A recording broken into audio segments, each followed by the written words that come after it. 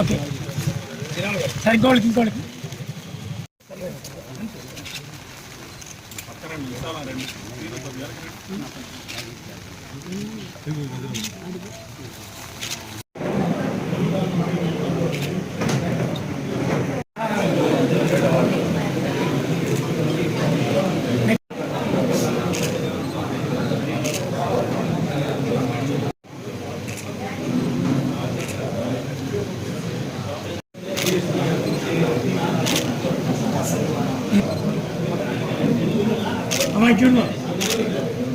రాష్ట్ర వ్యాప్తంగా ప్రతి నెల 1వ తారీఖున ఇచ్చే ఈ పెన్షన్ల పండుగ రేపు ఆదివారం కావడం వల్ల 31వ తారీఖు రోజు శనివారమే రాష్ట్ర వ్యాప్తంగా కూడా పంపిణీ చేయడం జరుగుతుంది. ఎన్డీఏ కూటమి ఇచ్చిన హామీలు నెరవేర్చే దానిలో భాగంగానే గతంలో ఉన్న పెన్షన్ని 3,000 రూపాయల పెన్షన్ 4,000 రూపాయలు చేయడం,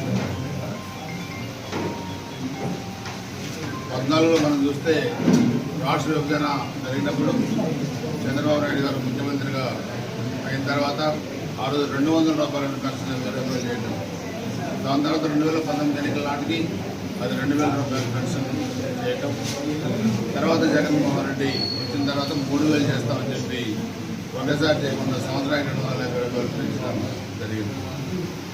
సో దానిలో భాగంగా కూటమి అధికారులకు వచ్చిన తర్వాత ఏప్రిల్ నుంచే 2024 ఏప్రిల్ నుంచే దాన్ని అమల్లో తీసుకొచ్చి మొట్టమొదటి నెలలో మరి 7,000 రూపాయలు ఇవ్వడం జరిగింది.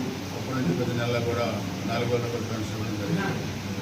గత 5 సంవత్సరాల వైసీపీ పరిపాలనలో అస్తవ్యస్తమైన ఆంధ్రప్రదేశ్ ఆర్థిక వ్యవస్థని ట్రాన్స్మెంట్ తీసుకొచ్చి ఈరోజు అభివృద్ధి అనేది ఎక్కడ లేకుండా మనం చూస్తే రోడ్స్ దగ్గర నుంచి ఎక్కడ గ్రామీణ వ్యవస్థ అంత చిన్నభిన్నమైన పరిస్థితుల్లో తెచ్చిన లక్షల రూపాయల అప్పులు ఏం చేశారు తెలియని పరిస్థితుల్లో ఈరోజు రాష్ట్రం ఉంది. దాన్ని ఈరోజు చంద్రబాబు నాయుడు గారు, పవన్ కళ్యాణ్ గారు, అదేవిధంగా భారతీయ జనతా పార్టీ అందరూ కూటమిలో కూడా ఈరోజు ఈ ప్రభుత్వాన్ని సమర్థవంతంగా ముందుకు తీసుకెళ్తూ గతంలో జరిగిన పొరపాట్లను సరిదిద్ది మరలా పేదవాడికి న్యాయం జరిగే విధంగా కూడా చేస్తూ ఉన్నారు.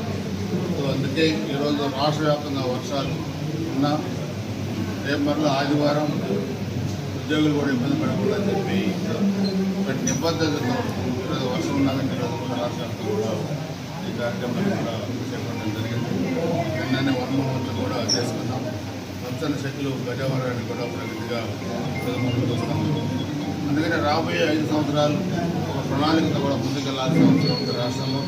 అదేవిధంగా గుజరాత్ నియోజకవర్గంలో కూడా గత 5 సంవత్సరాల రాక్షస పరిపాలనలో అనేక హత్యలు, అనేక అత్యాచారాలు, అరాచకాలు జరిగినాయి. వాటిని కూడా వెలికి తీసి రాబోయే 5 సంవత్సరాలు అభివృద్ధి దిశగా గుజరాత్ నియోజకవర్గాన్ని తీర్చిదిద్దామని చెప్పి కూడా తెలియజేసుకుంటూ వర్షాలకి ఎక్కడ రైతాంగం కూడా ఇబ్బంది పడకుండా, సామాన్య ప్రజలు ఇబ్బంది పడకుండా అటు పోలీస్, రెవెన్యూ, మున్సిపల్ సిబ్బంది అందరూ కూడా దాంతో పాటుగా కూటమి నాయకులందరూ కూడా ఈ కార్యక్రమాల్లో పాల్గొనాలి. ఎక్కడ కూడా సామాన్య ప్రజలకు ఇబ్బంది వచ్చినా దానికి ఆదుకునే దానికి గుజరాత్ నియోజకవర్గంలో కూటమి నాయకులు సిద్ధంగా ఉన్నారని చెప్పి కూడా తెలియజేస్తూ ఎటువంటి ఇబ్బందికర పరిస్థితులు వచ్చినా పార్టీ ఆఫీసుకు సమాచారం అందిస్తే వెంటనే అక్కడికి వెళ్ళి సహాయ చర్యలు పాల్గొనడం జరుగుతుందని చెప్పి కూడా ఈ సందర్భంగా తెలియజేస్తుంది.